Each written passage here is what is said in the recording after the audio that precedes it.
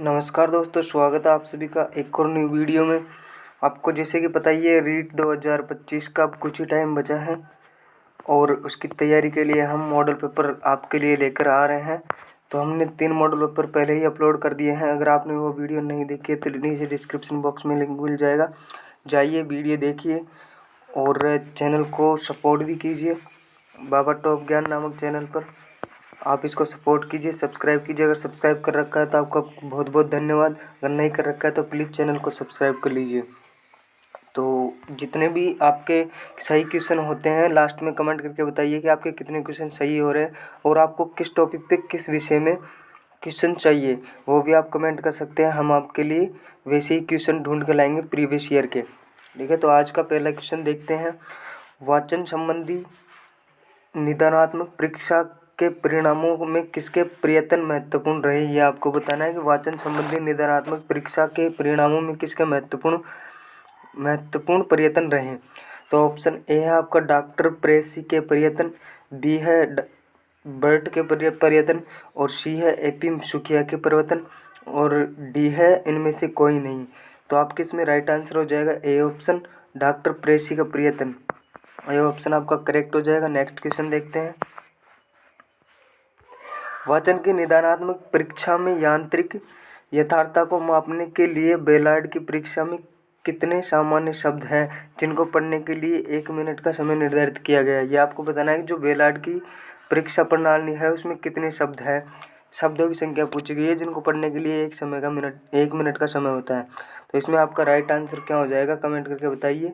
इसमें आपका right answer हो जाएगा ए ऑप्शन, 158 शब्द होते हैं। बेलार्ड में कितने होते हैं, 158 शब्द। नेक्स्ट क्वेश्चन देखते हैं 63 क्वेश्चन आपका, लिखने की शिक्षण विधि में पेस्टालॉजी की विधि कौन सी है। ये आपको बताना है कि लिखने की जो शिक्षण विधि है उसमें पेस्टालॉजी की विधि कौन सी है।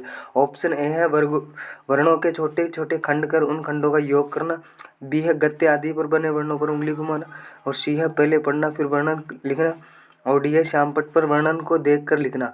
तो इसमें आपका राइट आंसर हो जाएगा ए ऑप्शन। पेस्टालॉजी कहते हैं कि पहले बच्चे को वर्णों के छोटे छोटे खंड तोड़ कर देने चाहिए, टुकड़े करवाने चाहिए, उसके बाद उन खंडों का योग करवाना चाहिए। ठीक है, तो इसमें आपका राइट आंसर हो जाएगा A option. Next question 64 question है।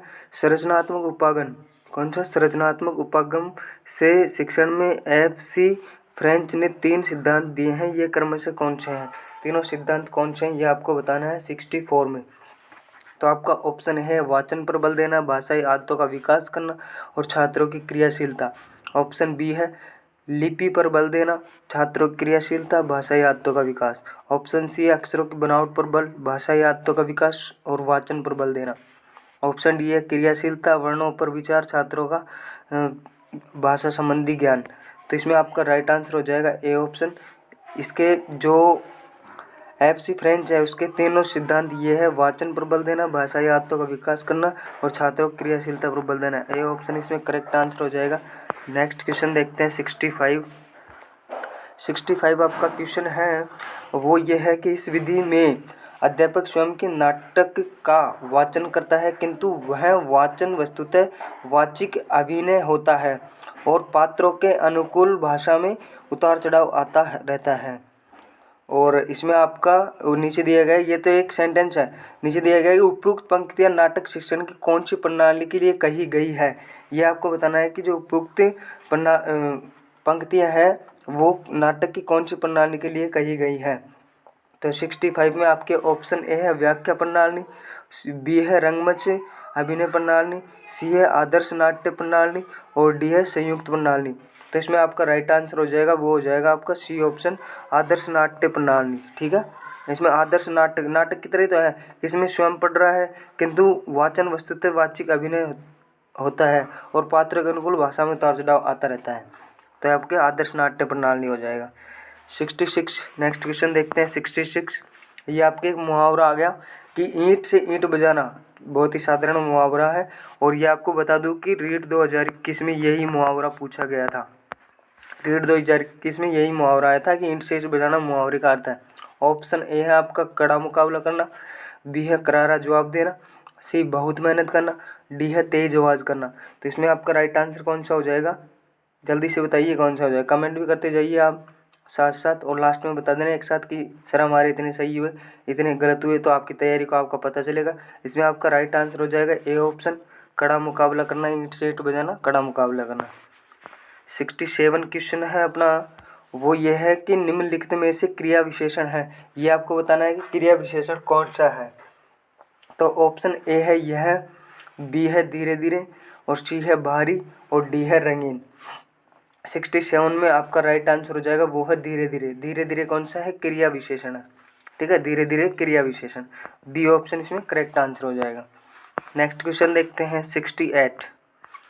68 है को कारक चिन्ह का प्रयोग होता है। तो आपको पता होगा कि वो जो सारणी आपने पहले याद क्रियोगी कि कर्ता ने क्रम को कर्ण से संपादन के लिए अपदान से अलग होने पर अधिकरण में पे पर, यह आपने याद किया होगा। तो इसमें आपका राइट आंसर बताइए कौन सा हो जाएगा। ऑप्शन ए है आपका क्रम व अपादान के लिए। देखो क्रम तो आता है, कर्ता ने क्रम को कर्ण से, ये नहीं होगा। तो बी ऑप्शन है आपका क्रम व संप्रदान के लिए, सी ऑप्शन है संबंध व कारक के लिए, और डी ऑप्शन है संप्रदान व अपादान के लिए, ये भी नहीं होगा, ये भी नहीं होगा। और ये आपका राइट आंसर हो जाएगा वो हो जाएगा बी, क्रम व संप्रदान के लिए, B is the correct answer. Next question देखते हैं 69। 69 आपका क्वेश्चन है वो ये है, 69 क्वेश्चन है भाषा शिक्षण विधियों में कौन सी विधि प्राथमिक विद्यालय के बच्चों के लिए नितांत व्यर्थ है, यानी कि बेकार ही है, कोई काम की नहीं है वो। तो आपका 69 में हो जाएगा आपका ऑप्शन ए डाल्टन प्रणाली, ऑप्शन बी है प्रोजेक्ट प्रणाली, मोंटेसरी पद्धति, और किंडरगार्टन। देखो ये सबसे बेस्ट होती है प्राथमिक बच्चों के लिए, यानी छोटे बच्चों के लिए मोंटेसरी प्रणाली या पद्धति भी उनके लिए सही होती है, प्रोजेक्ट भी सही होती है कि दिखा दिया बच्चों ने, देख लिया, वो अच्छे से सीख जाएंगे। लेकिन गार्टन प्रणाली बिल्कुल उपयुक्त नहीं है, उनके लिए व्यर्थ है। तो इसमें राइट आंसर आपको हो जाएगा ए ऑप्शन। और जहाँ व्यर्थ या नहीं पूछा जाए उसको आप एक बार ध्यान से देख लीजिएगा। नेक्स्ट क्वेश्चन देखते हैं 70 भाषा शिक्षण में संरचनात्मक उपागम। कौन सा संरचनात्मक उपागम का अर्थ आपको बताना है। संरचनात्मक उपागम में ऑप्शन ए है आपका बालकों को कविता पाठ करवाना, ऑप्शन बी है आपका बालकों को श्रुत लेख लिखवाना, ऑप्शन सी है भाषा की मूल संरचना का शिक्षण करवाना, और ऑप्शन डी है भाषा के विकास में प्रौढ़ता लाना। देखो बच्चों में या जो संरचनात्मक उपागम है उसमें भाषा विकास में प्रौढ़ लाना नहीं होता है। आपका बी ऑप्शन है बालकों को सुश्रुत लेख करवाना, ये भी नहीं होता है। बालकों को कविता पाठ करवाना, ये भी नहीं होता है। तो आपका 17वें क्वेश्चन में राइट आंसर हो जाएगा सी भाषा की मूल संरचना का शिक्षण करवाना, यानी भाषा के मूल स्वरूप को बच्चों को देना, तभी तो वो भाषा सीखेंगे। तो इसमें सी ऑप्शन आपका करेक्ट आंसर हो जाएगा। नेक्स्ट क्वेश्चन देखते हैं 78। देखो मैंने कुछ क्वेश्चन थे जो गद और पद वाले थे, उनको मैंने हटा दिया है क्योंकि गद और पद चेंज होते रहते हैं। बाकी जो मैंने शिक्षण विधियों से संबंधित प्रश्न थे वो रखे हैं। और 78 क्वेश्चन देखते हैं। 78 में अच्छे मूल्यांकन की विशेषता, ये आपको बताना है कि अच्छे मूल्यांकन की विशेषता क्या होती है। तो देखो अच्छे मूल्यांकन की विशेषता होती है, एक तो आपकी होती है वैधता, विश्वसनीयता हो गई, व्यापकता हो गई, और आपके हो गई एक वस्तुनिष्ठता। ये अच्छे मूल्यांकन की विशेषता होती है। तो ये देख लीजिए किसमें वैधता है, विश्वसनीयता है, वस्तुनिष्ठता है, व्यापकता है। तो आपका राइट आंसर ए ही हो जाएगा, ये आपके करेक्ट आंसर हो जाएगा। देखिए बी ऑप्शन देख लेते हैं, पुनर्मूल्यांकन नहीं होता है, परीक्षण का दृष्टिकोण पूर्वाग्रह ये नहीं होते हैं, विभेदीकरण भी नहीं होता है, रोचक भावपूर्ण सूचीकृत ये भी नहीं होते हैं। तो नेक्स्ट क्वेश्चन इसमें आपका राइट आंसर ए हो जाएगा। नेक्स्ट क्वेश्चन देखते हैं 79। नेक्स्ट क्वेश्चन है 79। प्राचीन काल में पाठ्य पुस्तक यानी कि बुक, आपकी जो बुक होती है वो बुक के लिए किस शब्द का प्रयोग किया जाता है, पाठ्य पुस्तक के लिए किस शब्द का प्रयोग किया जाता है प्राचीन काल में। तो ऑप्शन ए है वेद। देखो वेद अपने 4 है, ये तो नहीं होगा, पुराण भी नहीं होगा, और सी है उपनिषद, ये भी नहीं होगा। तो आपका डी आंसर राइट हो जाएगा, ग्रंथ, D is the correct answer. Next question देखते हैं 80। शिक्षण विधियों में ज्ञानेंद्रियों की शिक्षा पर विशेष बल देने वाली पद्धति है। शिक्षण विषयों में जो ज्ञानेंद्रिय है उन पर विशेष बल देने वाली पद्धति कौन सी है। आपका ऑप्शन ए स्वाध्याय विधि, ये नहीं होगी दोस्तों। मोंटेसरी पद्धति बिल्कुल यही होती है। ज्ञानेंद्रियों की शिक्षा पर बल देने वाली पद्धति कौन सी होती है, मोंटेसरी पद्धति। किंडरगार्टन पद्धति छोटे बच्चों के लिए होती है, और गार्टन पद्धति भी वयस्क या फिर थोड़े बड़े बच्चों के लिए होती है। तो आपके बी आंसर इसमें राइट ऑप्शन हो जाएगा। नेक्स्ट क्वेश्चन देखते हैं 81। 81 है, जिस वाक्य में किसी काम या बात का होना पाया जाता है वह क्या कहलाता है। तो मैंने आपको बताया था किसी वाक्य में काम का होना या बात का होना होता है वो क्या कहलाता है, विधानात्मक वाक्य कहलाता है। तो ऑप्शन इसमें आपका बी ऑप्शन करेक्ट आंसर हो जाएगा। B is the correct answer. Next question देखते हैं 82।